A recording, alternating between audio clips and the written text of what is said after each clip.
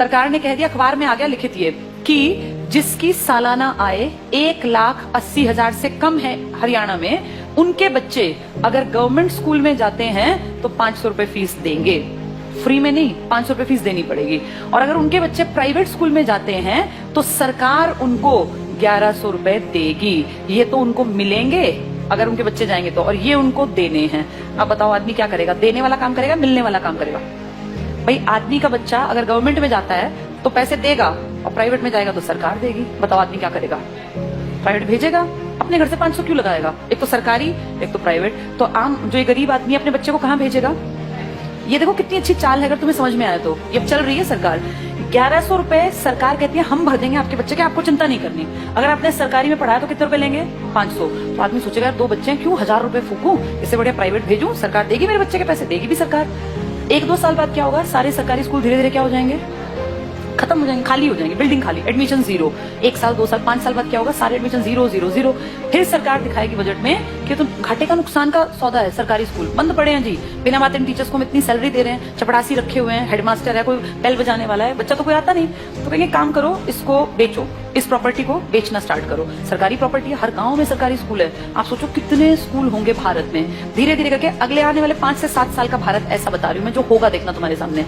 ये सारे स्कूलों का दाम निकलेगा। दाम इन द सेंस, भाई जहां जितने महंगी प्रॉपर्टी है वहां महंगा। अब कौन खरीदेगा पूरे देश की बेल्ट को? जिसके पास पैसा है। तुम और मैं तो नहीं खरीद सकते देश के स्कूल, तो उस देश के पूरे स्कूलों को खरीदने का किसके पास पैसा है?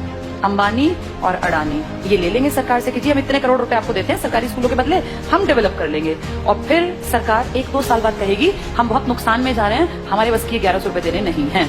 अब गरीब आदमी फंस गया, उसका बच्चा उस टाइम तक 7वीं में पहुंच गया, मान लो पहली से स्टार्ट किया था, 5-6 साल दिए पैसे, अब अटका दिया, हम तो नहीं देंगे पैसे, पढ़ाना है पढ़ा लो, तो अनपढ़ रख लो।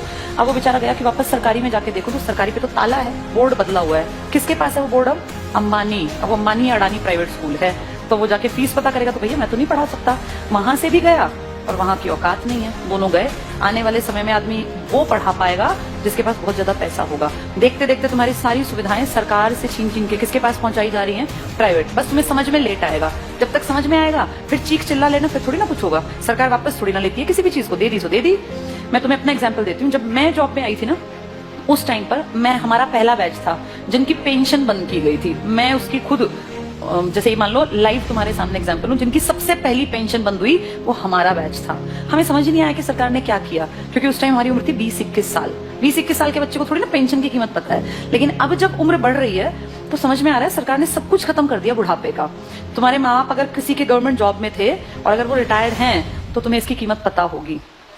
पता है इसकी कीमत क्या है? किसी के सामने आखिरी सांस तक हाथ नहीं फैलाना पड़ता। ये है पेंशन की कीमत। आपका बेटा निकम्मा निकले, नालायक निकले, बेटी आपके लिए कुछ ना करे, आपको चिंता ही नहीं। आपकी पेंशन आती है, 5-7 हजार रुपए में झाड़ू पोछा कपड़े बर्तन धोने वाली मिल जाती है। कोई भी एक मेड रख लो, 5-10 हजार की खाने वाली। बुढ़ापे में पैसा बचा के करोगे क्या? अगर तुम्हें सरकार से 35,000 भी मिलते हैं तो तुम अपने ऊपर खर्च करो ना, क्यों किसी के सहारे बैठे रहना? और जिनके पास पैसे होते हैं ना, बुढ़ापे में वो प्यारे भी लगते हैं सबको। जिसके पास पैसा नहीं है ना, वो बोझ लगता है। फैक्ट है। तुम्हें अपना चश्मा बनवाना है, तुम्हें क्यों बेटा मेरा चश्मा, क्या जरूरत है बेटे की? तुम्हारे पास पैसे हैं, जाओ मार्केट, अपना घूमते फिरते जाओ, अपना टहलते हुए चश्मा बनवा लाओ। ये कीमत बुढ़ापे में जाके अकल आती है। हमारे बैच ने कुछ नहीं किया, मुझे भी समझ नहीं थी, अकल ही नहीं थी। लेकिन अब जब एज बढ़ रही है ना और हम देख रहे हैं दुनिया को, तब समझ में आ रहा है कि सबसे कीमती चीज इंसान के पास बुढ़ापे में पेंशन होती है। मेरे खुद के फादर पेंशनर हैं, तो हमें दिखता है कि पेंशन की जो वैल्यू है ना, वो किसी चीज की नहीं है। इतना रखा पैसा आप यूज नहीं कर पाते। महीने के जब वो 30,000 आते हैं ना, तो आपको लगता है यार मैं तो जब तक जीऊंगा आखिरी सांस तक ये तो आने ही आने हैं, और ये बढ़नी आप फ्री होके काम करते हैं। लेकिन ये अकल उनको थी जो पेंशन यूज कर रहे थे या बुढ़े थे। पेंशन रोकी किसकी गई? जवानों की, जिनको अकल नहीं थी। हमें थोड़ी ना अकल थी 20-21 साल में कि पेंशन बंद करने से किसी ने कुछ कहा ही नहीं। सरकार ने सीधे कह दिया अब के बाद आगे जो बच्चे आएंगे नौकरियों में उनको पेंशन नहीं मिलेगी। अगर हमें अकल होती, सारे देश के लोग आवाज उठाते तो ना बंद होती पेंशन। अगर सब भाई किसानों ने क्या किया, इकट्ठे हुए तो क्या कृषि कानून वापस नहीं हुए ना? तो अकल हो तो आदमी उस टाइम पे सही डिसीजन ले ले। पर आज अब तुम कितनी कोशिश कर लो, क्या सरकार पेंशन बहाल कर देगी? नहीं करेगी।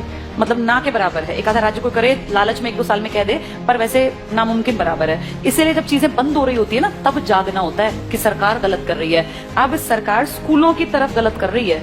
इसकी अकल 7-8 साल बाद की जनरेशन को आएगी, जब वो देखेंगे कि पढ़ाने के लिए ना तो सरकारी बचेंगे और प्राइवेट मुंह खोल के पैसे मांगेंगे। अब या तो पढ़ा लो या तो अनपढ़ रख लो, फिर फंसेंगे लोग।